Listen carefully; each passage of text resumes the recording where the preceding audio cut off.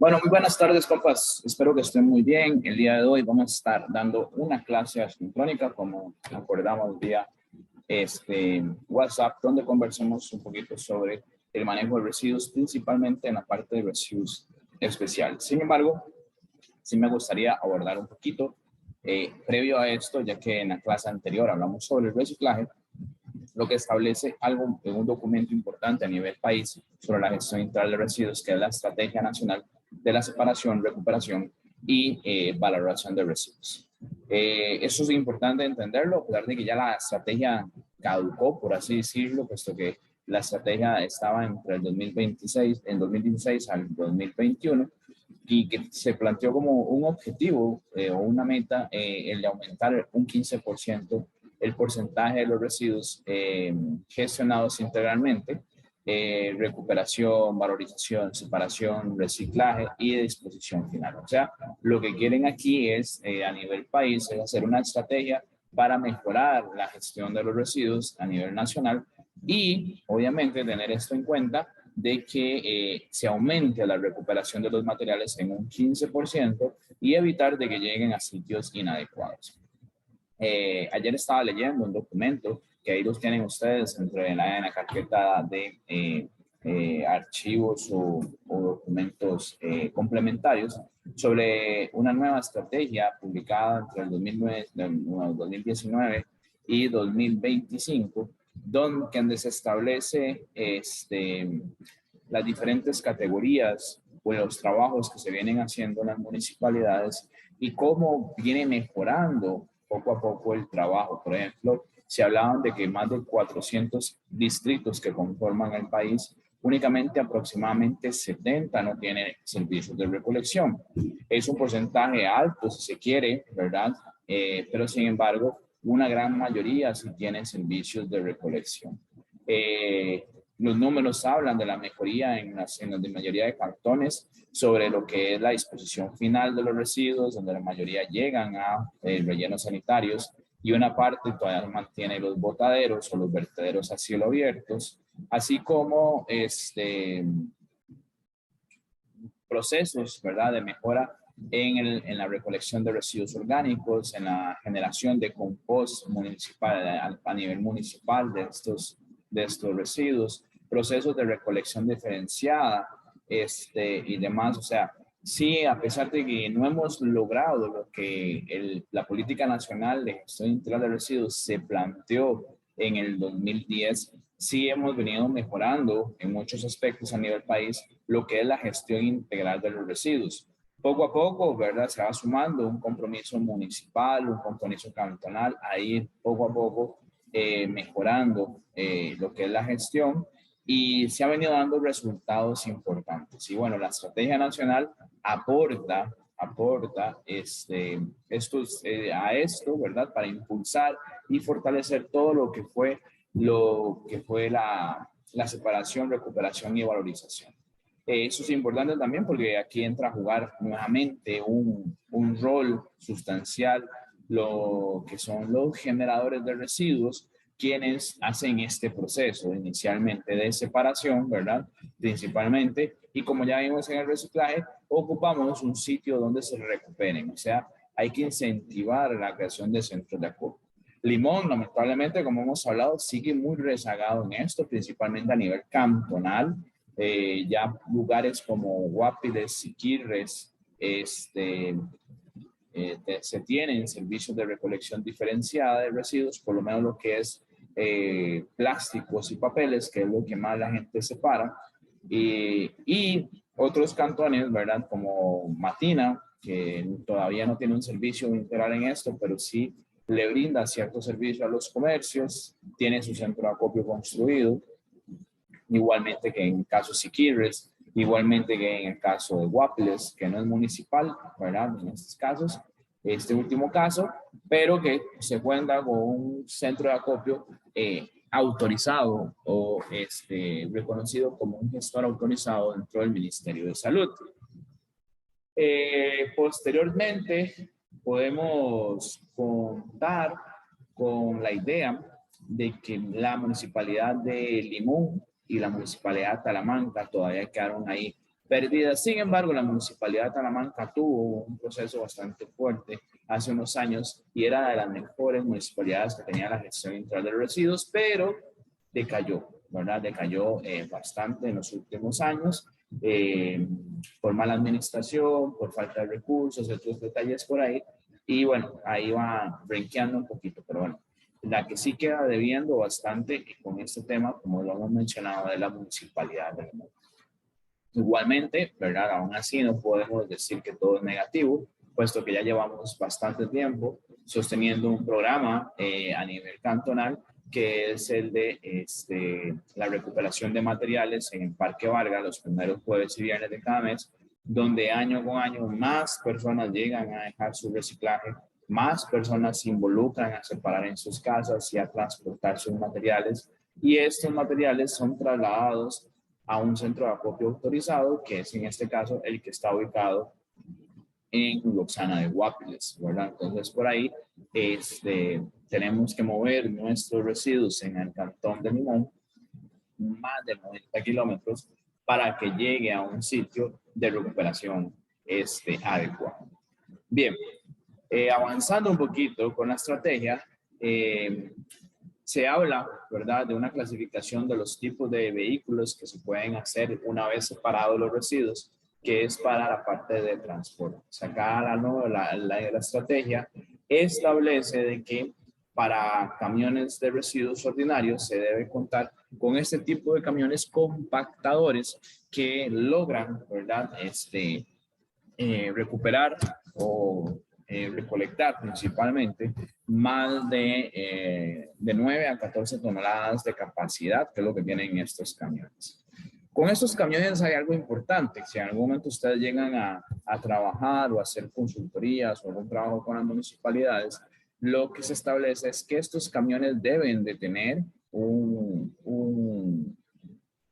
sistema de recolección de lixiviados, ¿ok? O sea, todo el caldo de descomposición llega a quedar en un tanque, por así decirlo, y se evite que estos materiales lleguen a andar, ¿verdad?, derramándose por las comunidades, por las carreteras, y así se eviten malos olores y la contaminación respectiva. Entonces, por esta parte, es necesario considerar, ¿verdad?, que las municipalidades para hacer recolección de residuos urbanos deben de contar con este tipo de materiales. Sin embargo, ¿ok?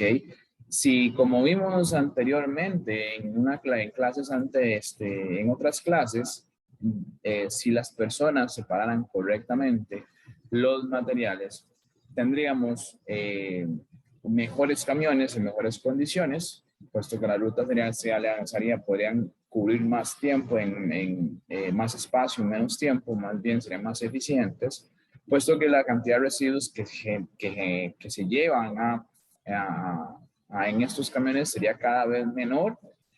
Y además de eso, obviamente, si la gente hiciera hacer una buena separación, estos camiones no harían falta que tuvieran este tipo de contenedores, porque si no llega materia orgánica, probablemente no llegan lixiviados.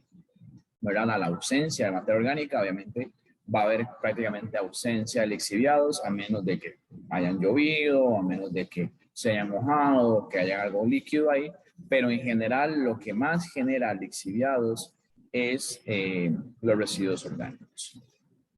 Para esto, también la estrategia dice, se pueden recuperar los residuos orgánicos de esta manera, ¿verdad? Y aparece una opción acá, que es un camión sencillo con estañones plásticos, o podría ser un camión cerrado donde se vaya recolectando las bolsas con materiales orgánicos. Igualmente, la idea de utilizar estos materiales o estos recipientes es evitar de que ya los recipientes eviten la generación de lixiviados y que los lixiviados escapen además. Entonces, que puedan quedar acumulados en un lugar y evitar de que los camiones sean un foco de contaminación, ¿verdad? Entonces, los residuos orgánicos también podrían recomendarse separar. También, por otro lado, ya tenemos dos tipos de camiones de residuos valorizables, ¿verdad? Obviamente el tamaño del camión va a depender del tamaño del cantón o el tamaño de las comunidades que vamos a trabajar. Por eso es importante que se hagan estudios de composición, como mencionaba en la parte de la gestión integral de residuos a nivel municipal, para determinar qué cantidad de residuos se generan, qué cantidad de residuos valorizables se van a generar. Por lo tanto, tener un camión que tenga la capacidad para poder cubrir todo mi territorio en un tiempo determinado y que mi alcance, ¿verdad? Es la capacidad del camión para poder hacer todos los procesos de recolección. ¿Qué pasa si yo tengo un camión pequeño en comunidades muy grandes?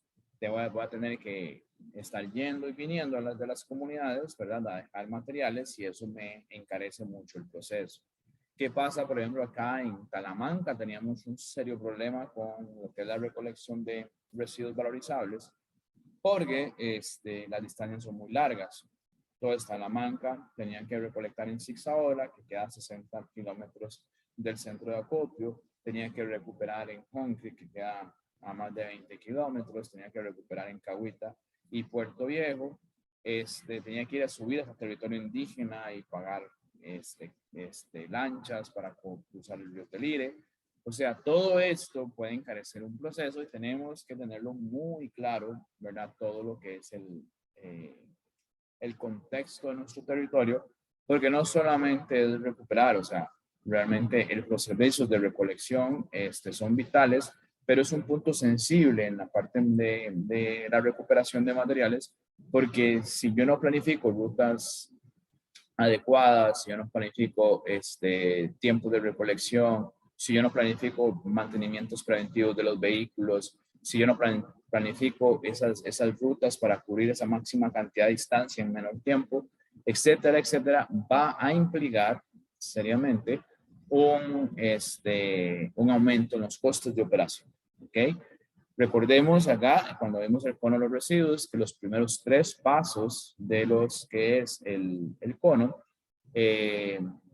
son meros cambios de actitud. Pero cuando ya hablamos del reciclaje, el reciclaje o la valorización, implica un proceso y un proceso que ocupa sostenerse en el tiempo, que tiene que ser rentable, que tiene que generar ciertas utilidades para poder mantenerse, para pagar todos los costos operativos y que si yo no lo trabajo como una empresa, como un negocio, sinceramente no funciona. De hecho, en la UNESCO, lo que son los centros de acopios y la valorización de los residuos está catalogado como algo que se llama empleo verde, algo que puede dar empleo, algo que puede generar dinero, algo que puede generar riqueza, ¿verdad? De manera sostenible en el ambiente, para el ambiente, porque está planteando una solución a un problema.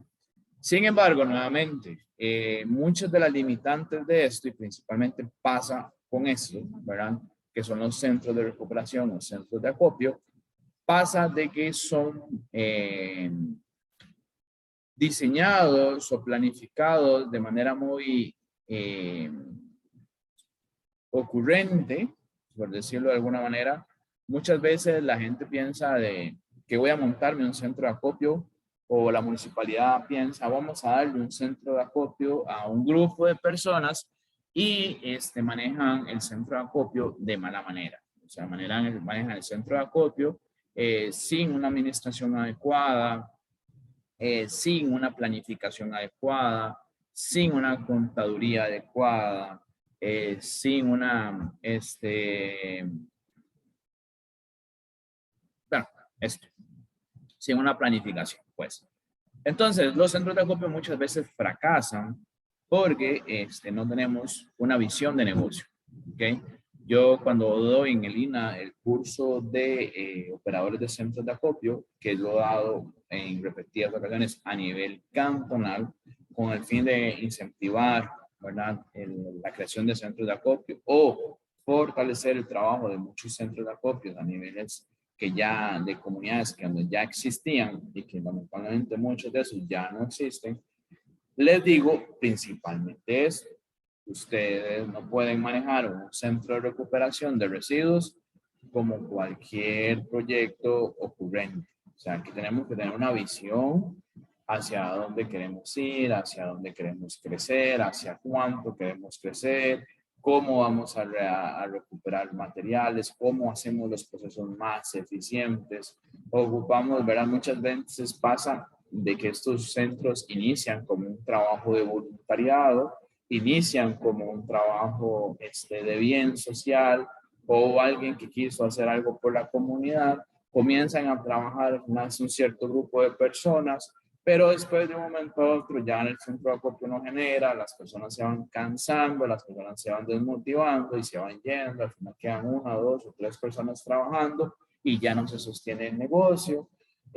Pasa de que las personas obviamente no colaboran todavía con esto, entonces tenemos procesos de recuperación de residuos muy ineficientes, pues porcentaje de recuperación de residuos bastante bajos, entonces no se puede, ¿verdad?, tener ganancia, no tienen infraestructura adecuada porque no tienen un capital para iniciar, entonces la infraestructura es bastante precaria. Y como vieron ustedes, o como van a ver ustedes en el reglamento de centros de recuperación de residuos, es, ¿verdad?, exigido una gran cantidad de requisitos para poder operar un centro de acopio de forma adecuada.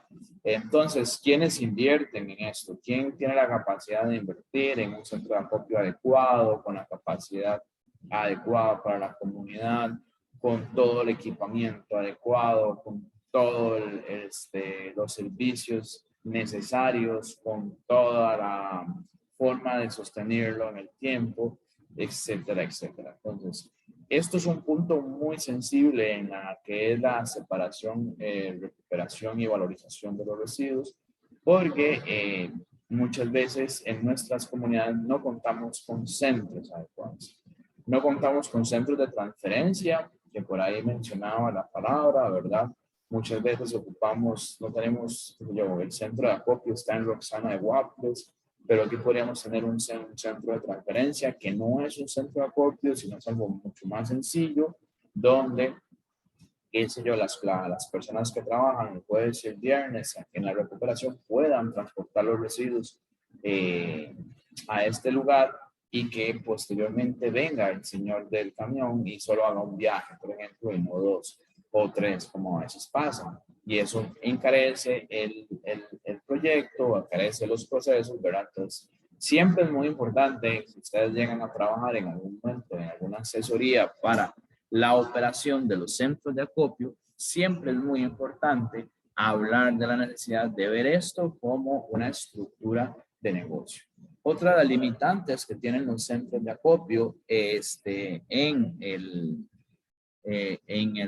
el mercado es que lamentablemente los precios no están regulados. Los precios se imponen bajo la oferta de las corporaciones que compran los residuos y a veces no son precios competitivos. Esto podríamos detallarlo en alguna clase más adelante, pero aquí les comento un poquito sobre esta forma de precios. Por ejemplo, los residuos mejor valorizados en el mercado son los metales, y dependiendo del metal, por ejemplo, el cobre, ¿verdad? Se paga a más de 4.000 colones el kilo, por eso hay tanto robo de cable a nivel de este país, porque, ¿verdad?, las personas aprovechan el alto precio del cobre para poder ganarse una platica. El aluminio tiene un costo aproximado de 800 a 900 colones el kilo. Por eso ustedes ya ven de que muchas personas en condición de calle o personas en condiciones de pobreza extrema además, recuperan muchas veces latas de cerveza o latas de bebidas en actividades o eventos. O por eso también pocas veces se ve ya materiales de aluminio en la calle, porque hay gente que se dedica literalmente a recuperar estos materiales y venderlos a los centros de acopio porque, sea como sea, son bastante bien pagados. Sin embargo, con el plástico tenemos una situación, ya con el plástico, con el papel, con el cartón. Por ejemplo, un kilo plástico en el mercado puede valer aproximadamente 100 colones, 120 colones. un kilo de papel, dependiendo del tipo de papel, puede valer también 80, 100, 100, 150 tal vez máximo el kilo de papel.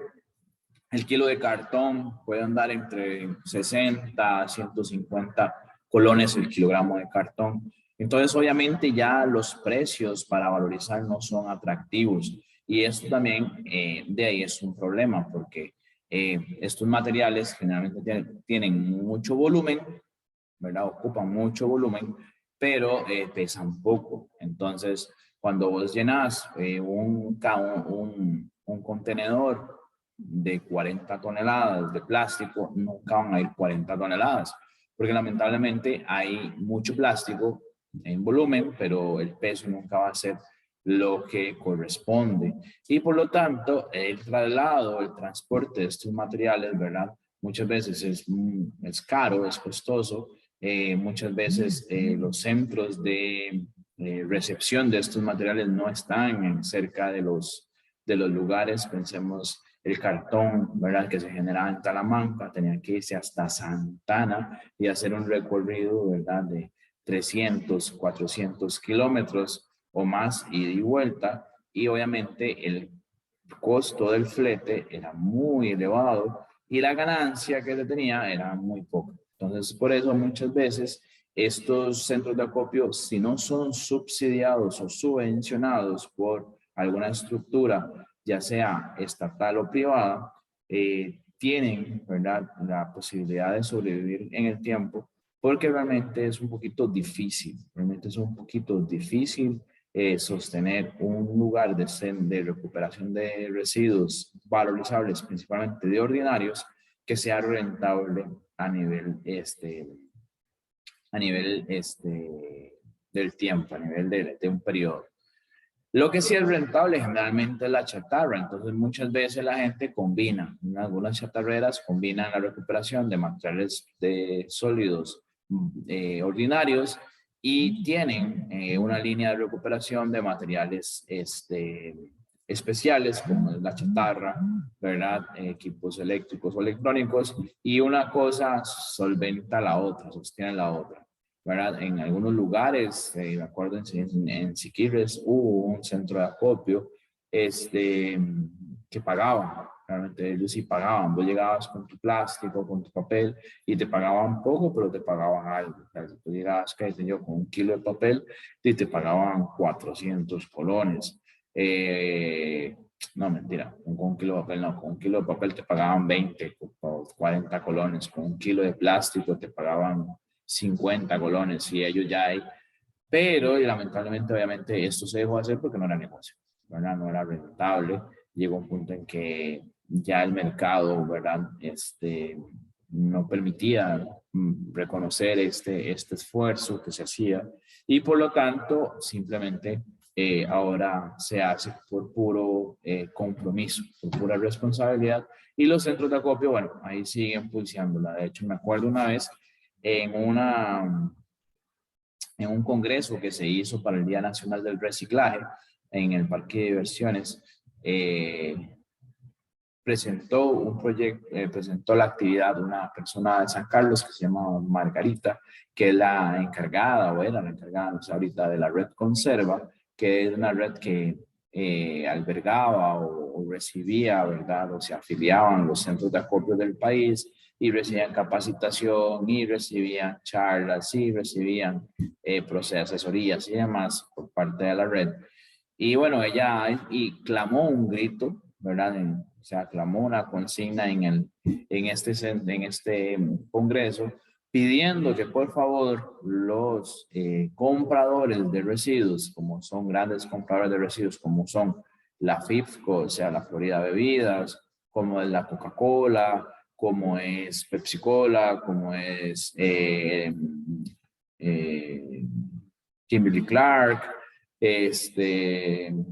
y otras que andan por ahí, que son grandes compradoras, podría, solicitaba a ella que por favor,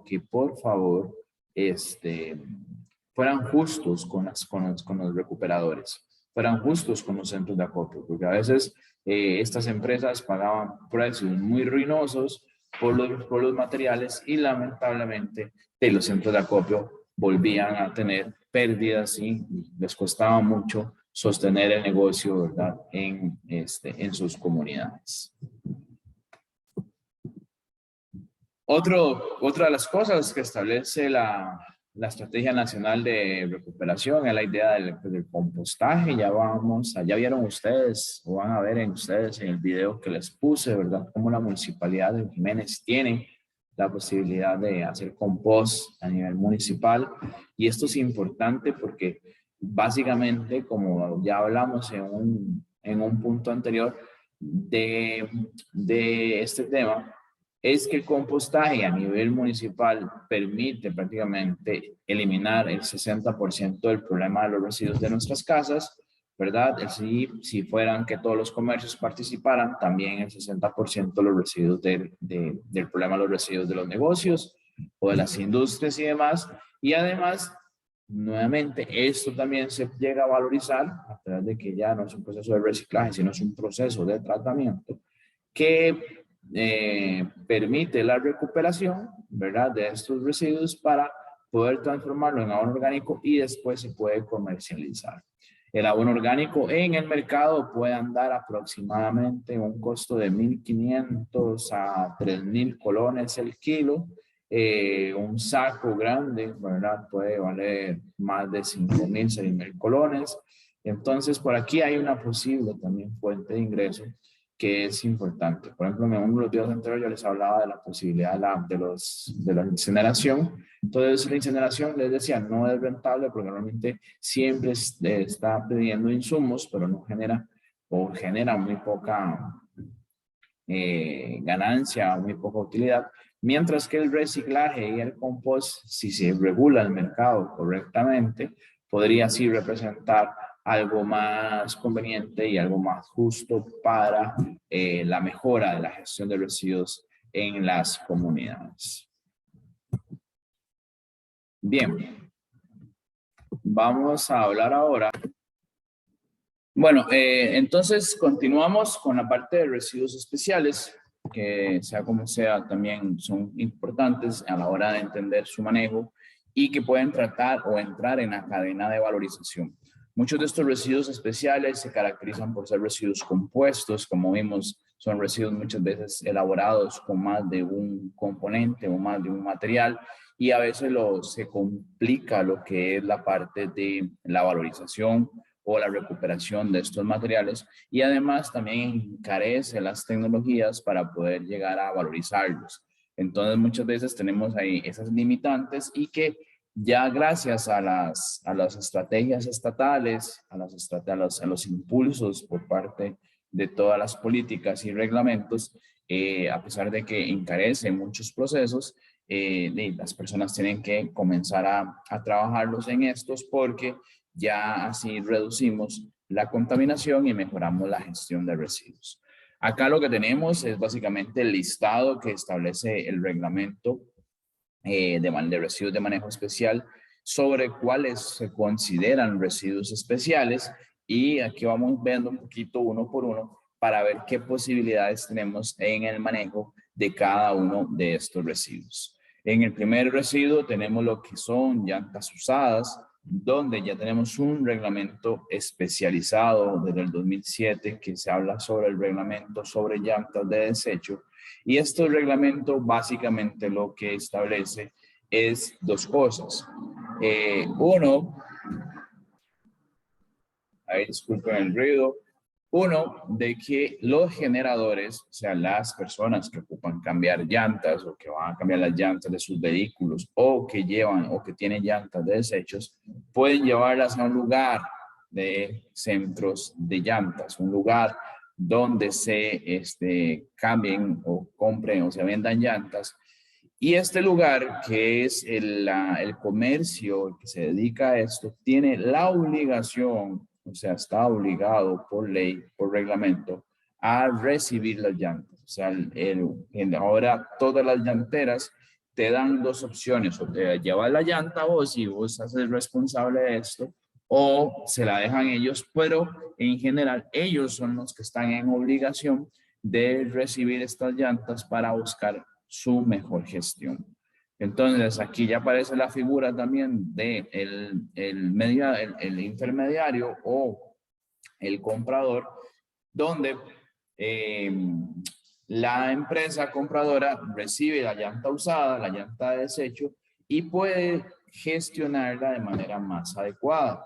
Obviamente para una persona a nivel individual gestionar 4 llantas o una llanta es más complejo, porque buscar quién se lleve esa llanta, buscarle un uso a esa llanta, se vuelve un trabajo más engorroso en comparación a un lugar donde acumule muchas llantas durante cierto tiempo, puede almacenarlas de manera adecuada, donde no se mojen, donde no se llenen de agua, donde se eviten los quedaderos, y cuando ya tenga un volumen de llantas significativo, puede volver a llamar al gestor autorizado para que se lleve estas llantas a darle su tratamiento. ¿Qué tratamientos puede recibir una llanta? Bueno, puede recibir varios. Una es la parte del reproceso, por así decirlo, donde ahí ya las empresas fabricantes de llantas pueden recibir estas llantas de usadas, vuelve a un proceso de molienda, se elimina, se saca todo el caucho y demás, y pueden inyectarse estos materiales nuevamente a los procesos productivos para fabricar nuevas llantas.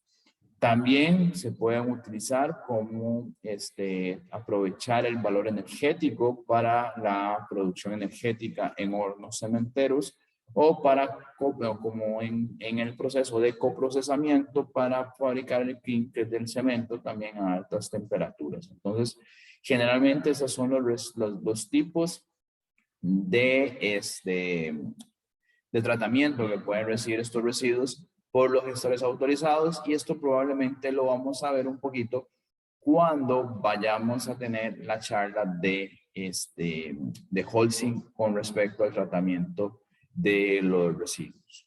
Bien, algunas formas de reuso que se le hacen a las llantas también muchas veces se utilizan como para hacer drenajes o para hacer muros de contención.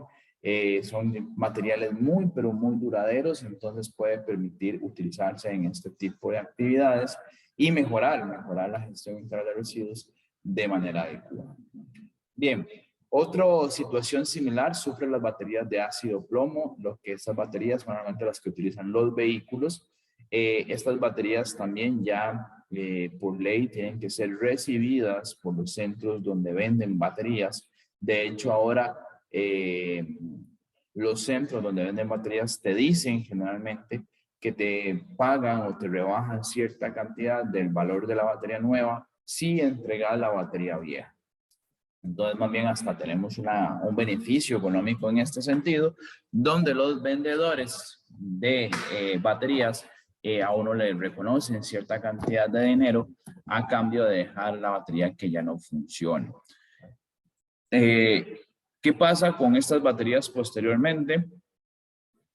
Muchas veces lo que son estos centros de ventas acopian por cierto tiempo las baterías y posteriormente las llevan con un gestor autorizado hacia ya un centro de valorización, donde las baterías se desensamblan, se separa el ácido de la batería para su recuperación y procesamiento, y el plomo puede tratarse de manera adecuada para un proceso productivo y utilizarlo en nuevos materiales que utilicen este tipo de metal. Entonces, y aquí hay una fábrica nacional de plomo que trabaja con este tipo de materiales, también tiene un procesos productivos muy definidos, entonces son formas de trabajo. Uno de los elementos tal vez más contaminantes que pueden tener bastante contaminación severa en el mercado y que nos parecen muchas veces inofensivas y que nos las lanzamos de manera inadecuada son lo que son las pilas de reloj o las pilas de para los controles y estas baterías, bueno, pilas individuales que utilizamos para nuestros dispositivos, para algunos dispositivos. También las pilas de los teléfonos, por ejemplo, de nuestras computadoras y demás, que generalmente tienen las características de tener metales pesados, metales bastante contaminantes, como lo son el litio o el cadmio o el zinc o el manganeso, que si llegan a un cuerpo de agua, a un lugar, tiene altos índices de contaminación.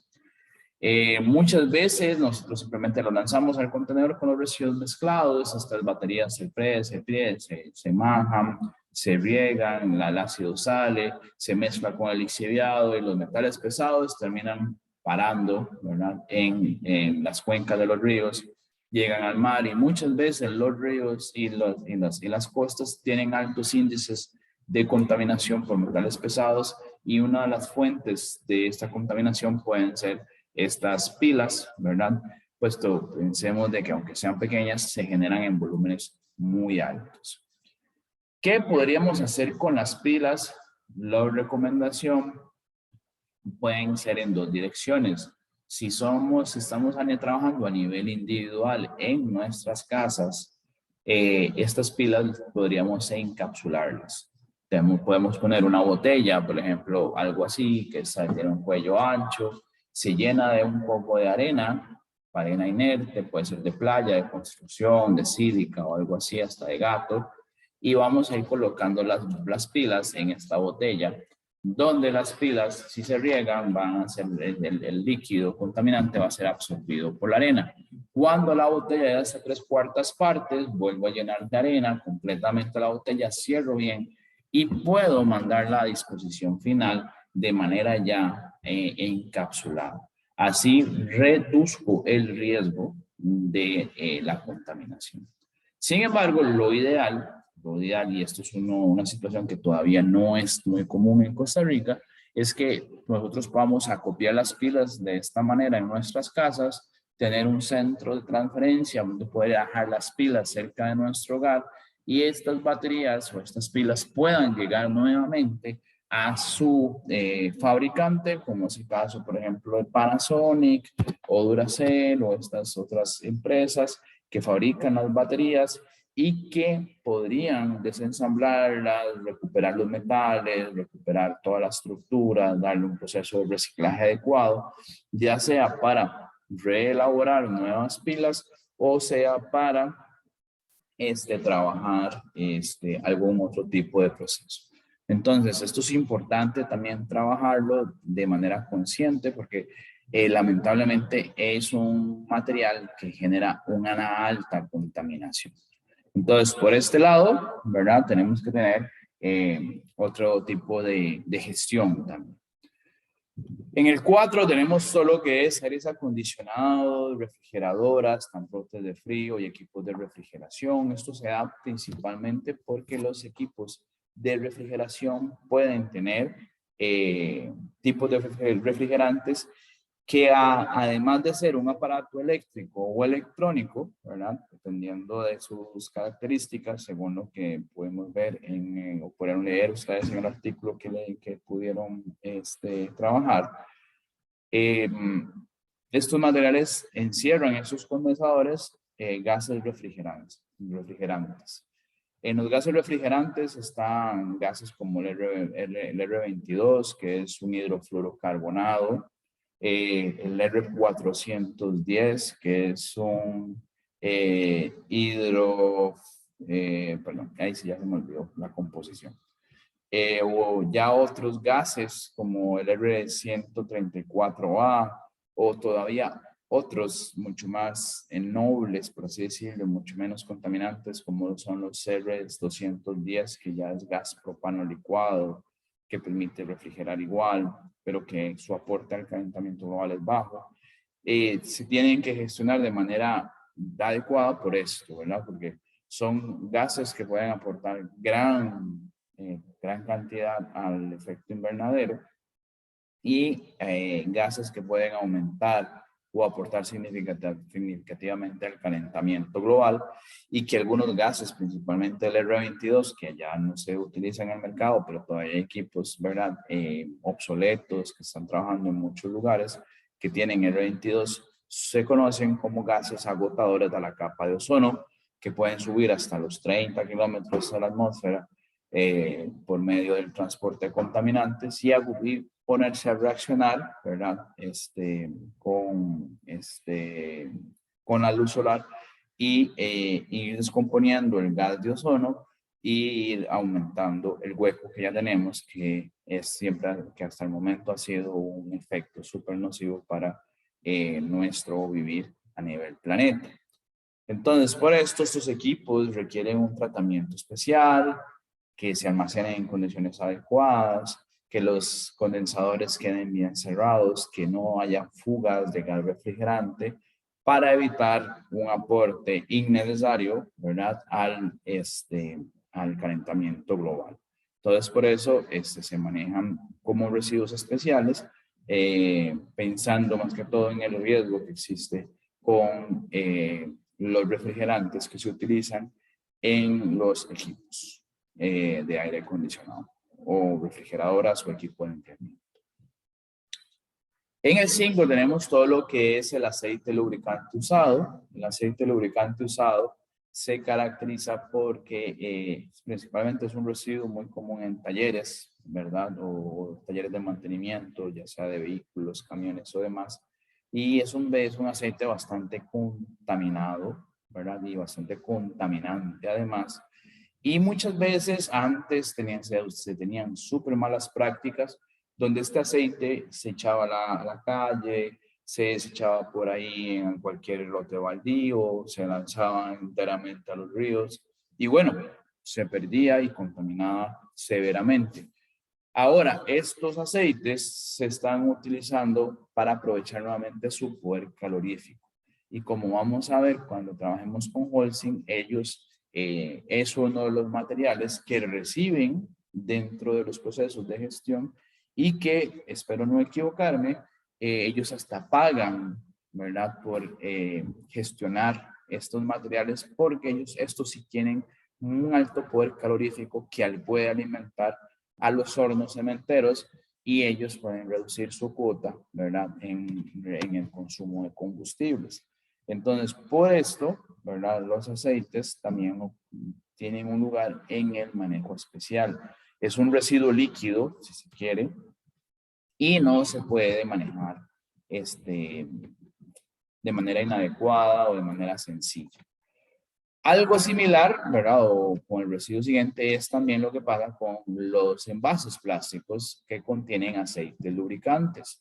Estos materiales también van de la mano porque además ya el plástico tiene un alto valor calorífico y si le meten todavía aceite impregnado puede mejorar y por lo tanto estos envases se pueden manejar o se deben de manejar por aparte. Generalmente cuando vamos a un centro de acopio, si reciben envases de aceite lubricante, se ponen por aparte, se colocan en un recipiente aparte para que este recipiente o este material pueda manejarse de manera individual a través de otros mecanismos de tratamiento. Acá no se le puede hacer un triple lavado, es un detalle, no se puede hacer un triple lavado para el aceite porque la única forma de lavar el aceite es con más aceite, así que no se puede hacer un triple lavado para reducir la cantidad de aceite. Y entonces, por lo tanto, estos contenedores o estos recipientes con aceite de motor deben de manejarse de manera también diferenciada a los demás plásticos y, ¿verdad?, buscarle un tratamiento especial. Por eso está catalogado dentro de esta lista de residuos especiales. Uno de los residuos peligrosos más comunes en el área agropecuaria son todo lo que tiene que ver con los agroquímicos, ¿verdad?, fertilizantes, nematicidas, insecticidas, toda esta serie, ¿verdad?, de paquetes tecnológicos que se utilizan ahora para cultivar y generalmente pueden venir en envases de plásticos o pueden venir en envases de vidrios en pocas ocasiones. Muchos de estos materiales se diluyen en base a agua, aunque algunos se utilizan en base aceitosa, ¿verdad? Pero una vez que ya se utilizan, los recipientes a donde vienen son materiales, quedan o se pueden calificar como materiales peligrosos. ¿Por qué? Porque los plásticos tienen la capacidad de absorber en tus poros cierta cantidad de material que si yo lo reutilizo, pues es nuevamente ya el plástico con veneno puede volver a migrar, ¿verdad? Estas sustancias al líquido que está conteniendo nuevamente y tiene el riesgo de que alguien se enferme. Así como una anécdota, en San Carlos había un chavalo que producía alcohol de contrabando, guaro de contrabando, y el mal utilizó, ¿verdad? Se encontró un poco de galones en una finca, no sé si era una piñera, el mal los lavó un montón y después se utilizó para almacenar el guaro de contrabando y provocó una intoxicación masiva en unas actividades comunales y se descubrió, ¿verdad?, de que él estaba utilizando estos galones y que todavía por mal lavado que se haga quedan residuos de tóxicos, de veneno o de sustancias peligrosas que pueden emigrar al líquido que contiene el recipiente y puede provocar, ¿verdad?, un riesgo o puede provocar un daño a la salud de las personas o del ambiente, ¿verdad?, en general. Entonces, estos residuos que se consideran, ¿verdad?, si no se hace un triple lavado, se consideran peligrosos, pasan a ser especiales cuando se hace un triple lavado adecuado. ¿Qué quiere decir eso? Si yo tengo un recipiente, por ejemplo, de fertilizante base agua que utilizo y ya se me acabó, la idea es que con agua se llena el recipiente, se lava, se echa en la bomba o en un lugar donde va a fumigarse. Se hace este acto 3 veces, como en cualquier laboratorio de analítica, por ejemplo, se echa y ya el envase queda con un triple lavado y ese envase ya no es un residuo peligroso, sino se considera como un residuo especial. ¿Por qué no un residuo ordinario? Porque ese envase puede tener todavía residuos de tóxicos que pueden poner en riesgo la salud de las personas. Por eso siempre se tienen que manejar como residuos especiales. ¿Qué pasa con estos envases? Bueno, aquí en Costa Rica hay una fundación, que ahorita se me escapa el nombre, que se encarga de recoger los envases, ¿verdad? De productos agroquímicos con triple lavado para procesarlos y estos señores están haciendo, o esta fundación están fabricando contenedores para las fincas, para las mismas fincas agropecuarias, para que las utilicen para la recuperación de estos elementos, de estos envases. Entonces, se recuperan los envases, se procesan, se hacen contenedores que se les dona a las fincas para que puedan estar recuperando los envases. Se pueden hacer bolsas plásticas también para esto. Sin embargo, en una charla que tuve la oportunidad de escuchar de uno de los coordinadores de esta fundación, él decía de que le preguntaban de por qué no hacen bolsas plásticas corrientes para el comercio en general, y él decía de que no se podía porque lamentablemente como estos residuos, aunque tengan triple lavado, pueden tener trazas o tóxicos residuales, muchas veces las bolsas que conocemos como las bolsas de basura no se utilizan únicamente para basura, se utilizan para guardar ropa, para guardar artefactos, para guardar hasta alimentos si fuera el caso, y puede poner en riesgo a la salud de las personas. Por eso, ¿verdad?, los tratamientos tienen que ser muy diferenciados y tienen que ser muy adecuados, ¿verdad? Un tratamiento muy adecuado. Entonces, esto con lo que es los envases metálicos de plástico y de vidrio para todo lo que son agroquímicos. La 8 y la 9, ya ustedes leyeron el artículo sobre el manejo de residuos de aparatos eléctricos electrónicos. Acá no me voy a detener, ¿verdad? No me voy a detener. Y por último, vamos a entrar un poquito a lo que son, todo lo que son luminarias, ¿ok? ¿Por qué las luminarias se consideran residuos especiales? Bueno, pues las luminarias en su composición generalmente tienen gases o metales tóxicos que pueden poner en riesgo la salud de las personas. Por ejemplo, las bombillas amarillas incandescentes en su interior tienen tungsteno, que es riesgoso para la salud. Y todo lo que son los fluorescentes, sean de alta eficiencia o sean LED, tienen mercurio en su interior, ¿verdad? Y cuando se quiebra esto, los residuos de luminarias se convierten en residuos peligrosos. De hecho, si ustedes recuerdan en la lectura, lo que son aparatos eléctricos y electrónicos y luminarias, cuando ya alguien llega, la desensambla y demás, y ya no se pueden tratar como un residuo especial, sino que tienen que tratar como un residuo peligroso. El residuo especial es cuando el residuo está íntegro, cuando la bombilla o cuando la lámpara se quitó y está íntegra, y ahí es donde se tiene que manejar como residuos peligrosos. Se tienen que almacenar por aparte, de forma segura, de que no haya acceso, donde nadie llegue a jugar de gracioso, a que reventar bombillas. No puede dejarse en cualquier lado por el riesgo que eso implica. Tenemos que tener sitios de almacenamiento adecuado para cada uno de estos residuos, ¿verdad?, que vamos mencionando, y obviamente buscar un gestor autorizado. En Costa Rica hay varios gestores autorizados. El TEC es uno, de hecho, que recupera gases metálicos o recupera estos metales por medio de máquinas.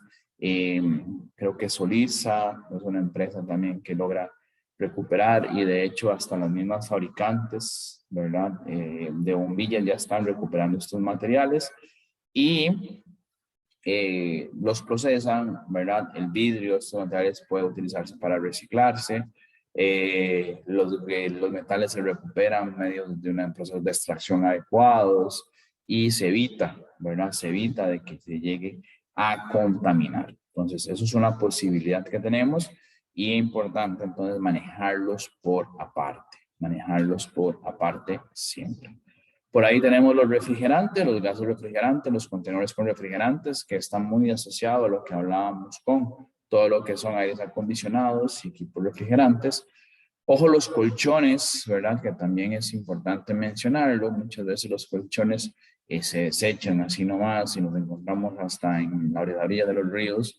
Tenemos un problema con los colchones de que son un material muy compuesto, es un material complejo, de que trae metal en un resorte muchas veces, de que trae espumas, ¿verdad?, sintéticas, traen materiales textiles, ¿verdad?, para sus coberturas. Entonces hay que buscar, ¿verdad?, si se generan colchones de residuos, hay que buscar un gestor autorizado, adecuado, para recuperar estos materiales y que se reprocesen y que se les pueda dar un mejor uso. Entonces, por ahí los colchones. El estereofón, como vamos a ver ahorita, ¿verdad?, ya está prohibido en el país. Sin embargo, hay un montón de excepciones, por lo tanto, no nos hemos deshecho el estereofón como residuo, ¿verdad? No podemos pensar de que ya no vamos a tener un residuo estereofón, sino al contrario, ¿verdad? Todavía tenemos gran cantidad de residuos porque hay una gran cantidad de excepciones que se dio con el reglamento de prohibición del estereofón, que ahorita les voy a comentar un poquito.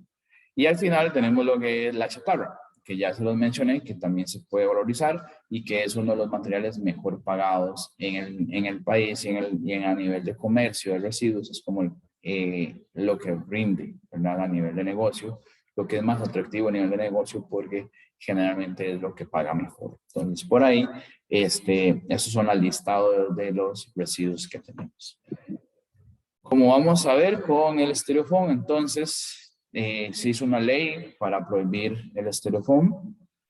Se llama Ley para la Prohibición del Poliestireno Expandido, que prácticamente es una parte de modificaciones de la Ley de Gestión Integral de Residuos, donde simplemente se prohíbe la importación del territorio nacional, la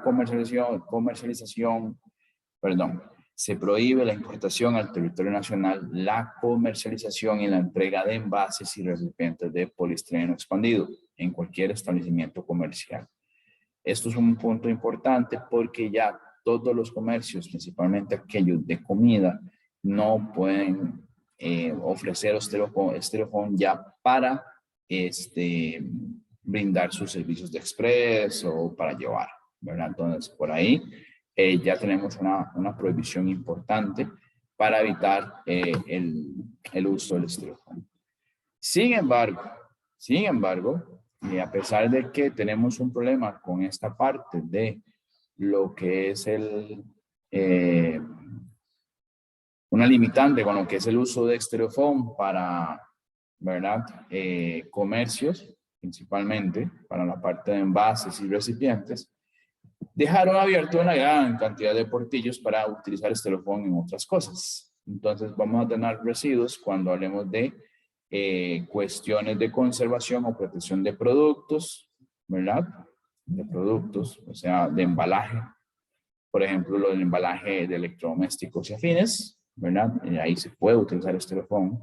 Se puede utilizar Styrofoam para usos industriales. Se puede utilizar Styrofoam para equipos de protección personal, cascos de motos y bicicletas. Se puede utilizar el Styrofoam para el equipo de flotación y armamento acuático. Se puede usar el Styrofoam como aislante térmico o acústico. Entonces, ¿qué tenemos aquí? Un montón de excepciones.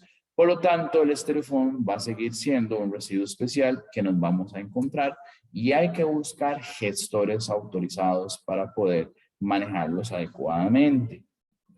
Nuevamente aquí tenemos también una limitante importante con el Styrofoam.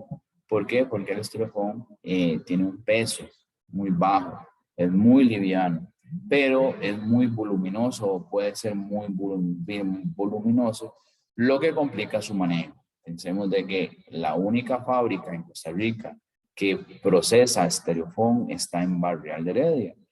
¿Cuánto nos costaría a nosotros un camión para llevar un contenedor de Styrofoam hacia allá? ¿Y cuánto dinero vamos a recuperar de esa venta? Entonces, es muy bajo, ¿verdad? La posibilidad de tener una ganancia con esto, porque el Styrofoam pesa muy poco, pero tiene mucho volumen.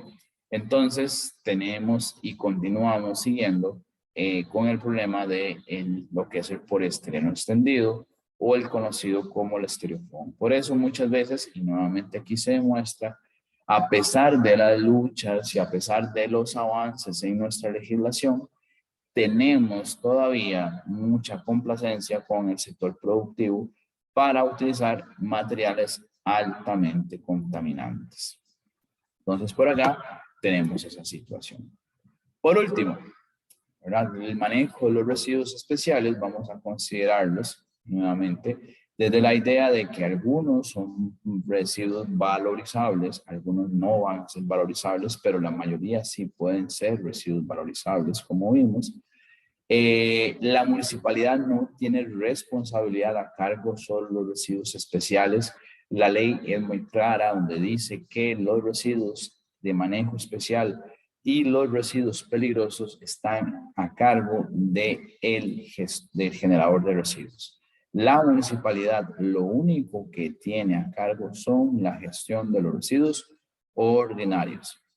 Todo aquello que parezca domiciliar. Esa es la responsabilidad de las municipalidades.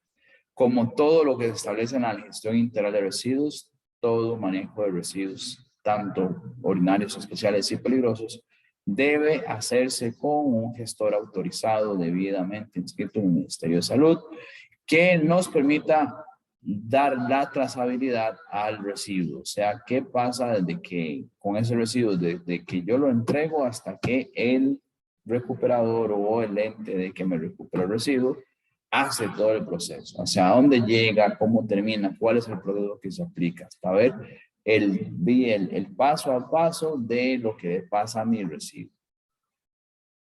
Y con los residuos especiales tenemos la característica de que algunos se procesan dentro del país y otros pueden mandarse a nivel internacional. O sea, aquí ya estamos hablando de un transporte de residuos hacia otros países. Recordemos que nuestra legislación prohíbe la importación de residuos, pero nosotros sí podemos exportar. Y aquí es importante, como ustedes vieron o cuando leyeron todo lo que fue la gestión de residuos de aparatos eléctricos y electrónicos, hay, ¿verdad? Y eso lo explicaba Brandon bastante bien en su exposición.